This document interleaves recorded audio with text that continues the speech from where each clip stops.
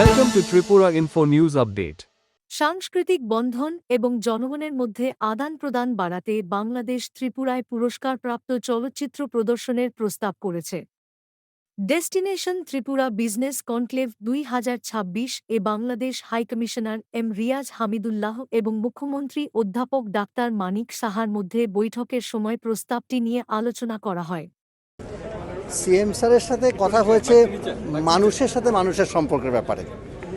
অর্থনীতির সাথে বা অর্থনৈতিক সংযোগ সেটা আমাদের দুই জনপদের যে আপনার সম্পর্ক সেটার একটা অংশ। দেখেন আমি কীভাবে এসেছি জানেন? আগরতলায় আমি গতকালকে গুয়াহাটি থেকে ট্রেনে এসেছি, যেটা সাধারণত কেউ করে না। এটা একটু বেশি অ্যাডভেঞ্চারিজম হয়ে গেছিলো হয়তো, কিন্তু আস্তে আস্তে বিশেষ করে আমি যখন শিলচর থেকে একদম সেই বরাক ভ্যালি থেকে 5 ঘন্টা এসে আমি একদম টোটালি গ্লুড ছিলাম প্রকৃতি দেখতে দেখতে। কেন বলছি এটা? ওটাই বলছি এই জন্য যে আমাদের প্রকৃতি এবং মানুষের সাথে যে সম্পর্ক সেইটাকে আমরা যতটা গভীর করতে পারি। যেমন আমি যদি কথার কথা বলি, কিছু তো কথা হয়েছে যেটা আমাদের ওনার মধ্যে থাকবে।